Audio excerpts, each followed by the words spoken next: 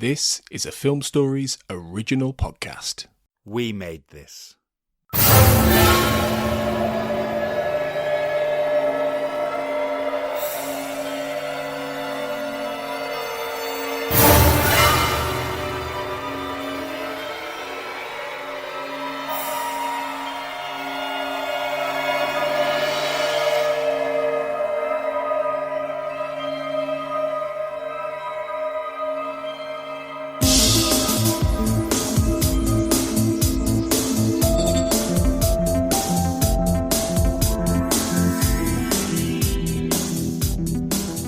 Welcome back, everyone, to the X-Cast. The truth is in here. This is our special Fight the Future Minute podcast.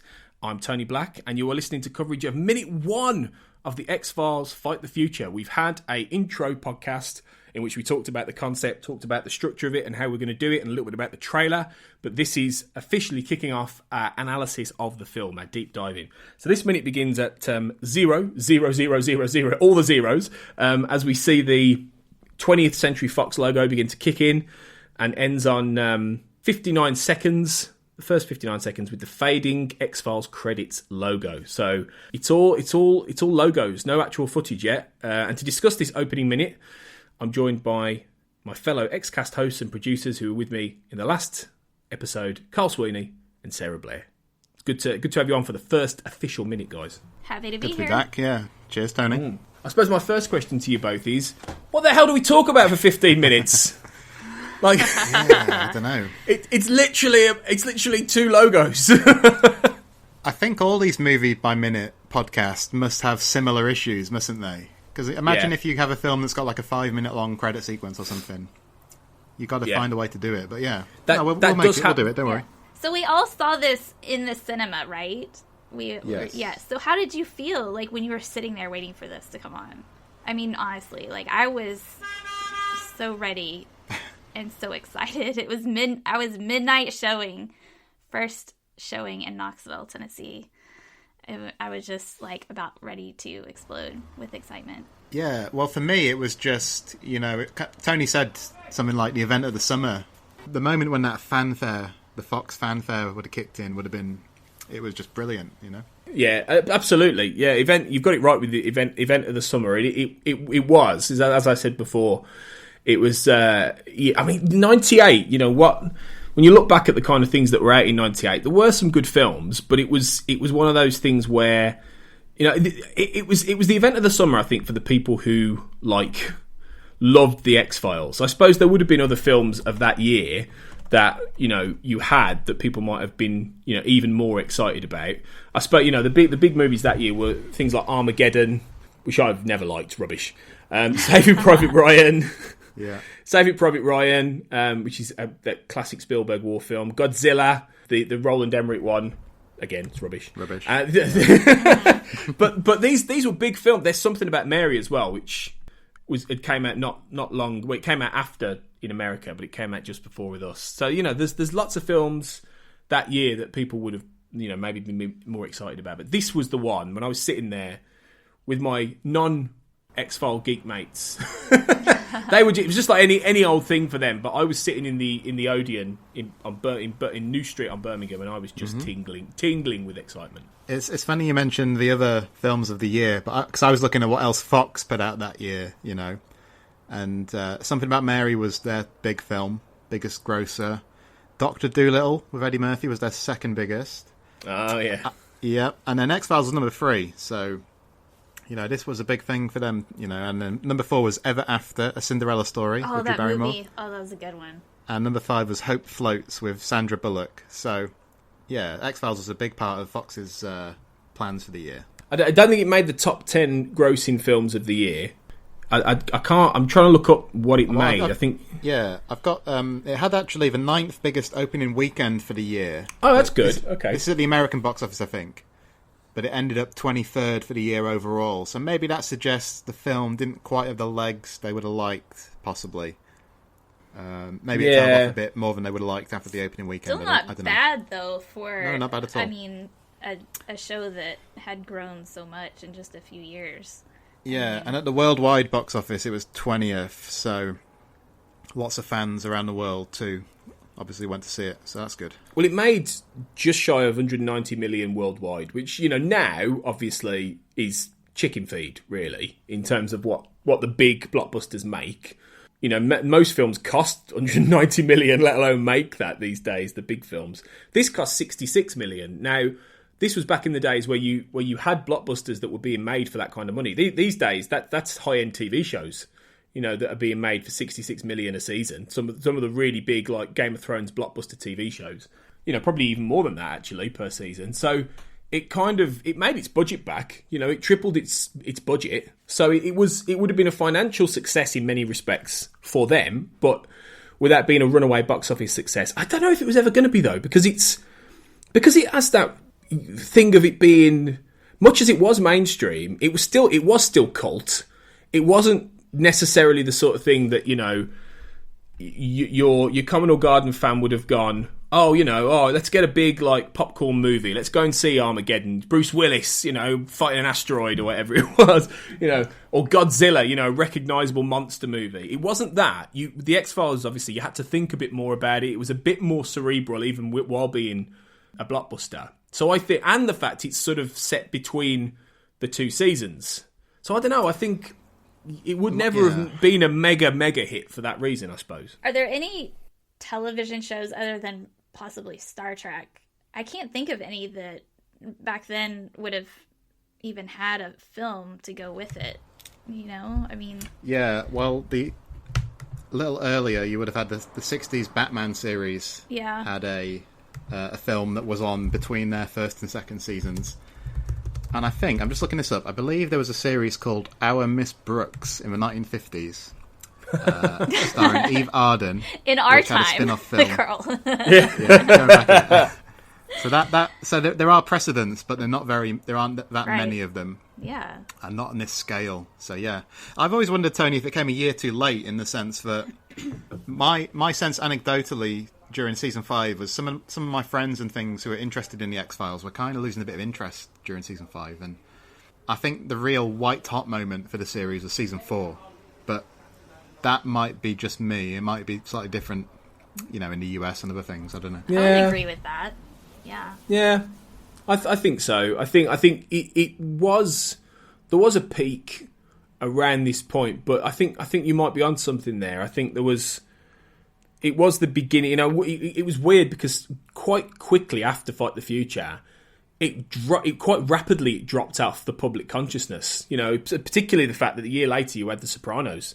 And that just completely took over in terms of what everyone was watching, and it was the birth of cable, in brackets, cable TV, and that kind of renaissance that still is playing out today. So you're right. Maybe if it had been made a year before, it would have been a bigger success. But the only thing with that is, in 1997, this is it. With 1998, there was an overhang because 1997 you had Titanic at the end of the year. So really, that was still being shown in cinemas way into 98. So I don't know. It's interesting. It came off the back of Men in Black as well. Men in Black was 97, and that was a massive hit. That made like 600 million worldwide. So maybe people, thought it was a serious Men in Black. And they were like, well, I don't know. But yeah, anyway, it was an interesting time for it to be released, and obviously released by 20th Century Fox, and you see their logo as we start with the classic dun da da da dun da da da kind of thing, which is for the first few seconds. And I mean, obviously, it's 20th Century Fox is a funny studio, isn't it? Because you have, they've done incredibly well over the years. They've been around for a long time. They've got tons and tons of TV shows. They've recently, as of recording, been sold to Disney. So it technically means that Scully's a Disney princess, as people keep saying now. And a medical doctor. But importantly, it's a ridiculous saying, isn't it? I mean, what do you guys think in terms of what Fox, did with the X-Files and how they treated it and what kind of a studio they were from the outside perspective as a fan? Well, I suppose the key thing that they underwent quite a bit of change over the years, because they used to be, 20th Century Fox was founded because it used to be the Fox Film Corporation, and then you had 20th Century. Fox went bankrupt and they kind of merged. So it was always one of the big 5 studios in classic Hollywood, You had Paramount, MGM, Warner Brothers, RKO, and Fox. You had people like Universal and Columbia and United Artists around, but they weren't quite as dominant. So it feels like to me they've got this big history. They weren't always the most fondly remembered of those studios, because like you hear people who are fans of MGM or fans of Warner Brothers and their style. You don't seem to hear the same kind of thing said about Fox. It seems like to me anyway. Didn't have quite the same pizzazz. But yeah, I mean, they've always been there through film history. You know, they had lots of big hits. You know, The Sound of Music, Star Wars, Alien, Titanic, Avatar. Really huge commercial successes, you know. I think the thing with Fox in terms of TV is 20th Century Fox television was founded in 1949, but it was always separate from the film studio. And then what changed in the 1980s was when Rupert Murdoch bought Fox. And I think he consolidated the film and television companies together. And in some senses, perhaps that paved the way for something like an X-Files feature film, you know, later on down the line, you know. And then, as you say, we've had the Disney takeover in the last couple of years, which is going to be very fascinating to see what happens to Fox and the Fox brand afterwards.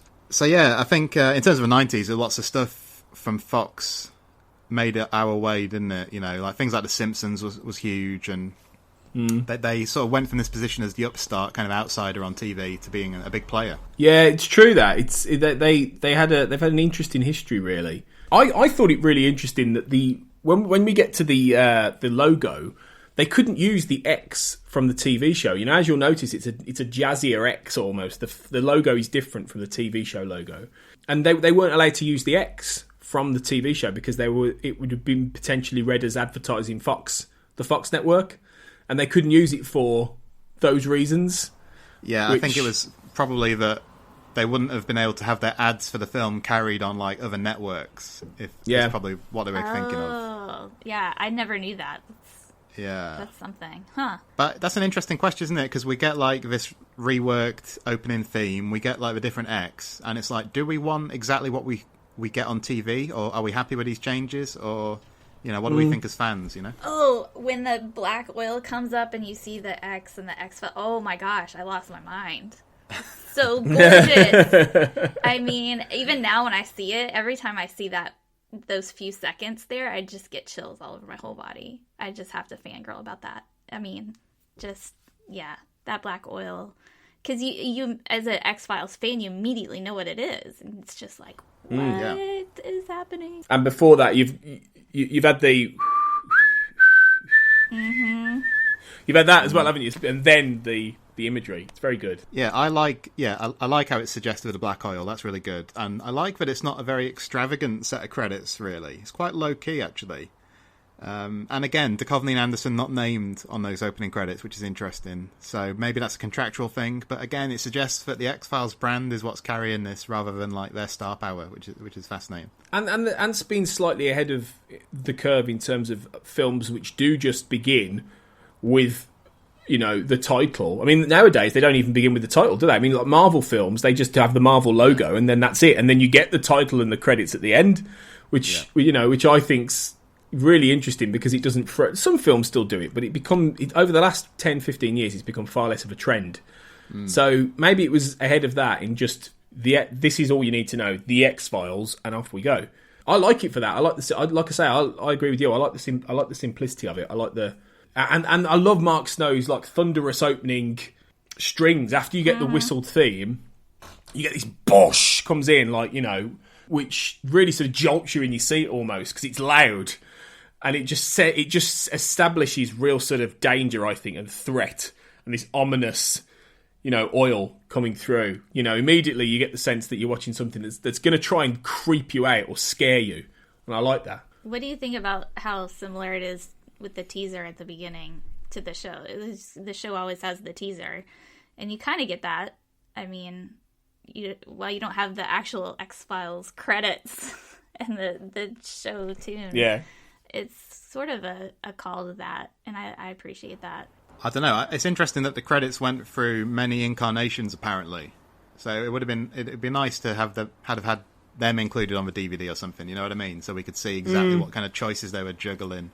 But I like it. I like that they're not too brash and big, and you know, obviously in some other ways the film kind of broadens the canvas from the TV series, and they keep it pretty restrained, I think, in terms of the opening credits. in this first minute. So yeah, good job. Yeah, it's a good clean opening, I think, that that sets up the film pretty well. So yeah, well, once we've got over this, we're then going to be on with the actual footage. So let's wrap this one up and get into that. So yeah, thanks for listening, everyone. Thanks, guys, for appearing on the first technical Fight the Future minute. You'll be back for minute 2.